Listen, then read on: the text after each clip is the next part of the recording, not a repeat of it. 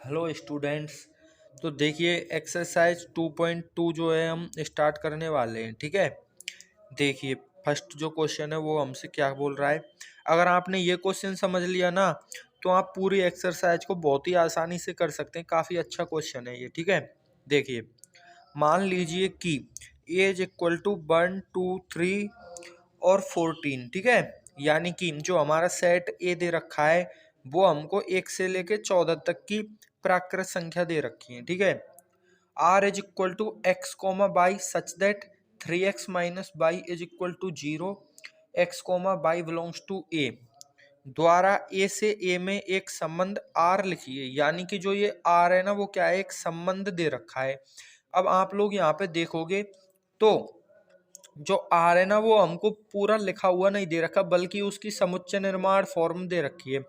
यानी कि जो ये आर है ना ये क्या है, एक समुच्चय निर्माण फॉर्म में संबंध दे रखा है। ठीक है, इसके प्रांत सह प्रांत व परिसर लिखिए। यानी कि संबंध भी दे रखा है हमको ये रहा, और ए भी दे रखा है सेट ये रहा, और ए से ए में ही संबंध लिखना है। यानी जो सेट बी होता था ना उसमें भी उसकी जगह पे भी हमको क्या लिखना है, यहाँ पे ए ही लेना है। ठीक है, यानी कि जो संबंध आर होगा, जो संबंध आर होगा वो ए क्रॉस ए का क्या होगा, सबसेट होगा। क्यों होगा, क्योंकि पहले तो ए क्रॉस बी का सबसेट होता था, अब बी की जगह पे ए ही आ गया तो ए क्रॉस ए का ही क्या होगा, ये सबसेट होगा परिभाषा के अनुसार। ठीक है, अब यहाँ पे देखो दोस्तों, सबसे पहले हमको आर लिखना है।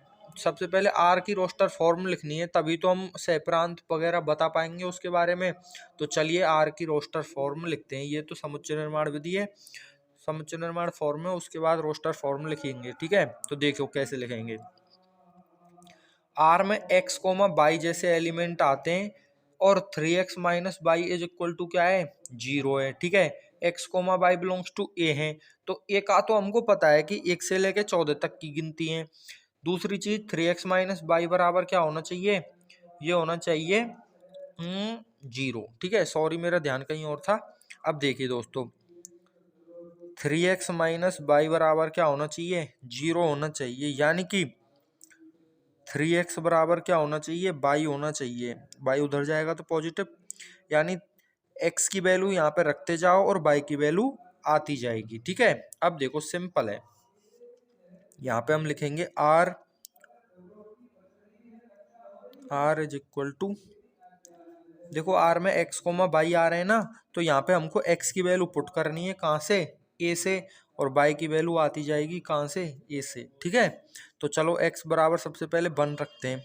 तो जैसे ही हमने x बराबर 1 रखा तो जो बाई की वैल्यू है वो 1 इंटू 3 करेंगे तो 3 ही आ जाएगी। ठीक है, यानी कि एक जो एलिमेंट है हो गया वो 1,3 हो गया। ठीक है, नेक्स्ट देखो, x की वैल्यू 2 पुट करो यहाँ से, तो 3 दूनी 6, यानी जो बाई की वैल्यू है वो कितनी आ गई, 6 आ गई। ठीक है, यानी कि जब x की वैल्यू हमने 2 पुट करी तो बाई की वैल्यू 3 दूनी 6 आ गई। ठीक है, उसके बाद नेक्स्ट देखो, x की वैल्यू 3 पुट करो यहाँ पे, तो x की वैल्यू 3 पुट कर दी तो बाई की वैल्यू तनामतिया 9, तो बाई की वैल्यू आ गई हमारे पास 9। ठीक है, आप लोग सोचोगे क्या चल रहा है भाई, ये देखो यहाँ चल कुछ नहीं रहा है, ये संबंध आर हम ज्ञात कर रहे हैं। कहाँ से ज्ञात कर रहे हैं, यहाँ से ज्ञात कर रहे हैं। ये इसकी समुच्चय निर्माण विधि दे रखी है। ठीक है, देखो x बिलोंग्स टू ए और y बिलोंग्स टू ए, यानी जो x की वैल्यू है वो हमको कहाँ से लेनी है, a से लेनी है। a कहाँ है हमारे पास, ये रहा, यानी कि x की वैल्यू हमको यहाँ पे यहाँ से रखनी है और y की वैल्यू हमको ऐसे प्राप्त हो जाएगी। ठीक है, तो देखो यहाँ पे एक बार नेक्स्ट वाला करके दिखाते हैं आपको। देखो 3 और x की वैल्यू 3 तक तो हमने रख ली, अब 4 रखेंगे, यहाँ पे 4 भी है वो दिख नहीं रहा। ठीक है, तो x की वैल्यू जैसे ही हम 4 रखेंगे ना तो ये 3x है वो 3 इंटू 4 हो जाएगा।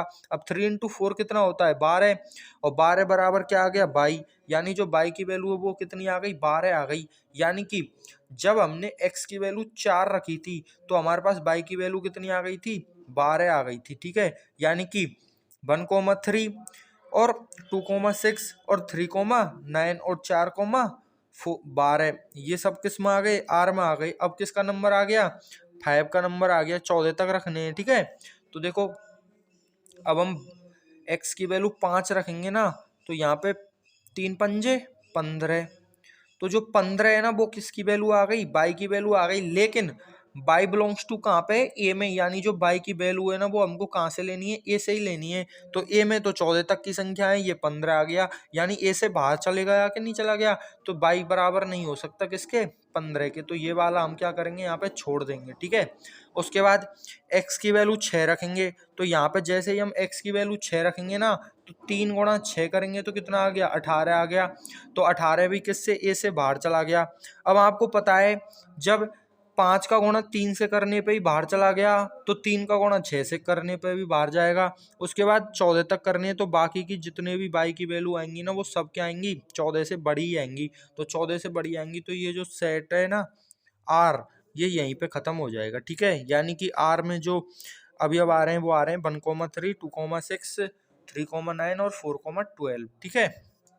ये जो है वो रिलेशन क्या आ गया हमारे पास, आर रिलेशन आ गया सेट ए से सेट ए में, यानी ए से ए में ही रिलेशन निकाला है हमने, ठीक है। अब यहाँ पे देखो क्या क्या ज्ञात, ये तो हो गया अपना आर हो गया, ये लिख रहा है ना आर लिखिए, तो आर हमने लिख दिया यहाँ पे, ठीक है। उसके बाद वो बोल रहा है इसके प्रांत, सह प्रांत व परिसर ज्ञात करो। अब आप लोग देखो, हमने पढ़ा था प्रांत की परिभाषा, प्रांत उन अवयवों का समुच्चय होता है या उन घटकों का समुच्चय होता है जो आर में आगे आते हैं, ठीक है। यानी कि देखो प्रांत, प्रांत ऑफ आर, यानी आर का प्रांत, ठीक है। आर का प्रांत क्या होता है, डी होता है, डी हमने माना है यहाँ पे डोमेन, ठीक है। अब देखो यहाँ पे आगे वाले जो भी घटक होते हैं ना वो सब क्या होते हैं, प्रांत होते हैं, यानी कि 1, 2, 3 और 4, यानी कि 1, 2 और 3 और 4, ये क्या हो गया, प्रांत हो गया, क्या हो गया, प्रांत हो गया, ठीक है। आंसर ऊपर वाला भी आंसर, ठीक है। उसके बाद क्या ज्ञात करना है, सह प्रांत। तो सह प्रांत क्या होता है दोस्तों, सह प्रांत होता है जैसे ए क्रॉस ए से ए में ज्ञात किया है ना हमने, संबंध संबंध ज्ञात किया है ए से ए में, तो जो इधर वाला चीज होती है ना, ए से ए है अब तो ये, तो जो इधर वाली चीज होती है वो क्या होता है, सह प्रांत होता है। तो अपना जो सह प्रांत होगा दोस्तों वो क्या हो जाएगा, सह प्रांत बराबर ए। अगर ऐसे बोलता कि ए से बी में एक संबंध ज्ञात करो तो सह प्रांत क्या होता है, बी होता। अब यहाँ पे ए से ए में तो सह प्रांत ए ही हो जाएगा, ठीक है। बहुत ही सिंपल है। नेक्स्ट चीज आ रही है वो आ रही है परिसर।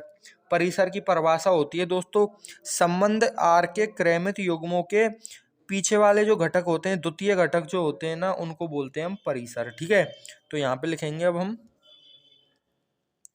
परिसर, ये पेन में पता नहीं क्या चल रहा है इसका, परिसर, ठीक है। परिसर, तो परिसर होगा दोस्तों अपना जो पीछे वाले घटक होते हैं, यानी 3, 6, 9 और 12। तो यहाँ पे परिसर हो जाएगा 3, 6, 9 और 12, ठीक है। अब यहाँ पे आप लोग देखोगे तो देखो 3 में अगर हम देखो 1 का गुणा 3 से करेंगे तो 3 आ गया, 2 का गुणा 3 से करेंगे 6 आ गया, 3 का गुणा 3 से करेंगे 9 आ गया, 4 का गुणा 3 से करेंगे 12 आ गया, 5 का गुणा 3 से करेंगे तो 15 तो आ जाएगा। लेकिन जो 15 है ना दोस्तों वो क्या है, ए से बाहर चला जाएगा, तो यहाँ पे हम इतना ही छोड़ देंगे, ठीक है। ये हो गया प्रांत, ये हो गया सह प्रांत और ये हो गया परिसर। हमेशा ध्यान रखना जो परिसर होता है वो क्या होता है, सह प्रांत का सबसेट होता है। अब यहाँ देखो 3, 6, 9 और 12, और जबकि जो सह प्रांत है उसमें 1 से लेके 14 तक है, तो जो ये 3 से लेके 12 तक है वो क्या है, सबसेट है। किसका सबसेट है, 1 से लेके 14 तक का जो संख्या है उसका क्या है, सबसेट है, ठीक है। तो परिसर हमेशा सह प्रांत का क्या होता है, सबसेट होता है, ये भी आपको ध्यान रखना है, ठीक है। और नेक्स्ट क्वेश्चन पढ़ेंगे हम नेक्स्ट वीडियो में।